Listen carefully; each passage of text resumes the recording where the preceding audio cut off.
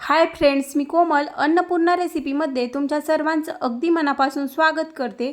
आज आपण गरमागरम ब्रेड वडा बनवणार आहोत। बाहेर हलकासा रिमझिम असा पाऊस चालू आहे, तर म्हटलं चला ब्रेड पकोडा बनवायला पण सोपा आहे आणि मी एक सिक्रेट मसाला वापरून बनवला आहे, तर अगदी बाहेर मिळतो तसाच हा ब्रेड वडा बनून तयार होतो। त्यासाठी रेसिपी संपूर्ण पहा। चॅनलवर जर नवीन असाल तर चॅनलला सबस्क्राइब करायला विसरू नका।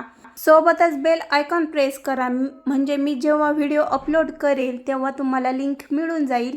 चला तर मग वेळ न घालवता रेसिपीला सुरुवात करूया।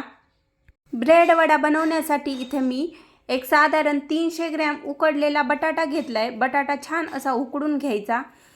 सोबतच एक कुडी लसूण सोलून घेतलाय, थोडेसे अर्धा चमचा जिरे, चवीनुसार मीठ घेतले, थोडासा ओवा घेतलाय, अर्धा चमचा धने, इथं 10-12 हिरव्या मिरच्या, आल्याचा तुकडा, कोथिंबीर, कढीपत्ता आणि 1 वाटी बेसन पीठ।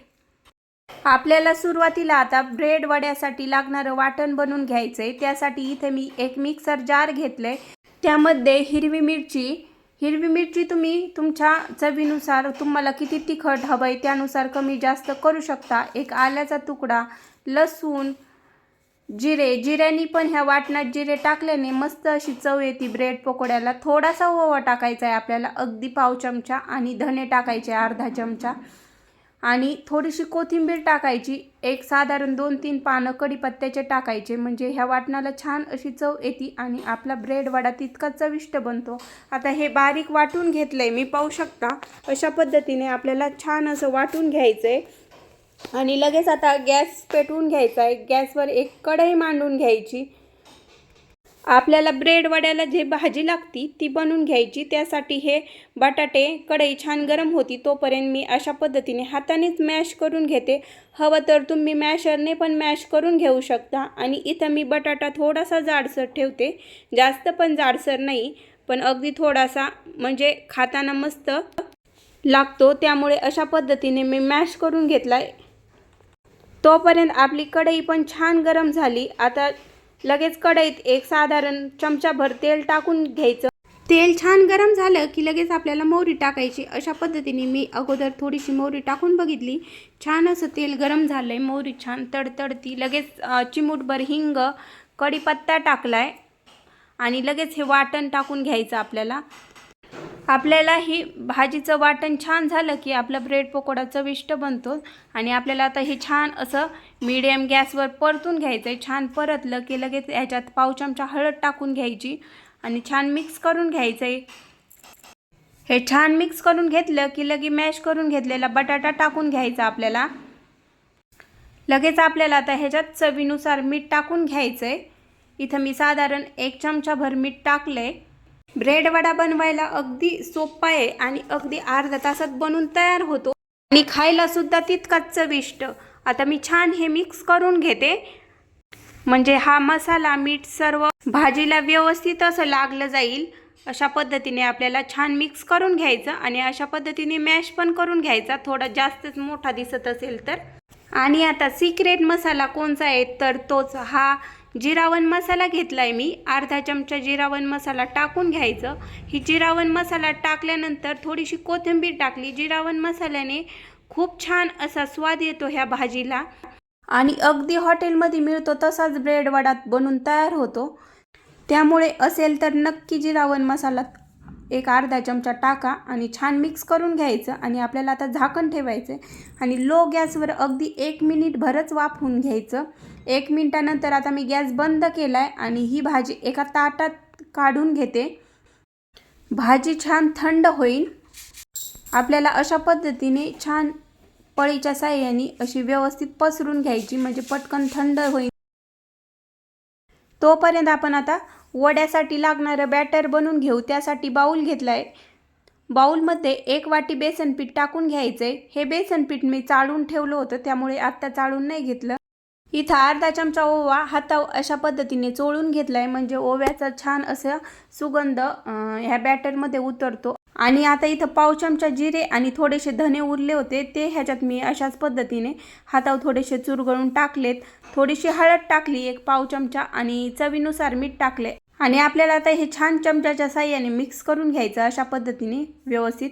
आणि आता थोडं थोडं पाणी टाकून आपल्याला वड्याला लागतं तसं बॅटर बनवून घ्यायचं.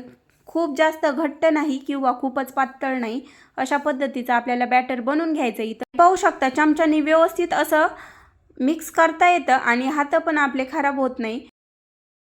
सुरुवातीला अगोदर कमी पाणी टाकल्यामुळे सर्व बेसन पिठातल्या ज्या गाठोड्या असतात त्या पण व्यवस्थित फुटल्या जातात.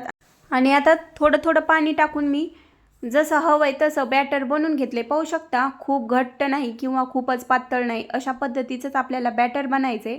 आता हे साईडला केलंय, गॅस पेटून घेतलाय, गॅसवर कढई मांडायची आणि कढई छान गरम झाली की आपल्याला आता ब्रेड वडा तळण्यासाठी तेल टाकून घ्यायचंय. आणि तेल छान गरम होतंय तोपर्यंत आपण आता इथं ब्रेडमध्ये भाजी भरून घेऊ. पाहू शकता अशा पद्धतीने एक हातावर ब्रेड घ्यायचा आणि आपल्याला आता त्या ब्रेडला अशा पद्धतीने मध्ये भाजी लावून घ्यायची. आणि व्यवस्थित अशी मध्ये भाजी लावल्यानंतर आपल्याला वरून आता एक ब्रेड मांडायचा आणि हे छान असं प्रेस करून घ्यायचं. पाहू शकता अशा पद्धतीने प्रेस केल्याने छान व्यवस्थित ते बसतं आणि निघत नाही मग. आणि राहिलेल्या ब्रेडला पण भाजी लावून घेते म्हणजे पटकन आपल्याला पटापट तळून घेता येतात आणि त्यामुळे जास्त आपलं तेल पण जळत नाही. तुम्हाला हवी त्यानुसार तुम्ही कमी किंवा जास्त भाजी लावून घेऊ शकता. आणि अशा पद्धतीने प्रेस करायचा. आता आपण तेल छान गरम झालंय का चेक करू. पाहू शकता थोडंसं बॅटर मी तेलात सोडलं होतं, पटकन फुलून वरती आलंय, तर समजून घ्यायचं तेल छान तापलंय. तर आता मी गॅस थोडासा लो केलाय आणि ह्याच्यात हे ना 1 चिमूटभर खाता सोडा टाकून छान मिक्स करून घेतले.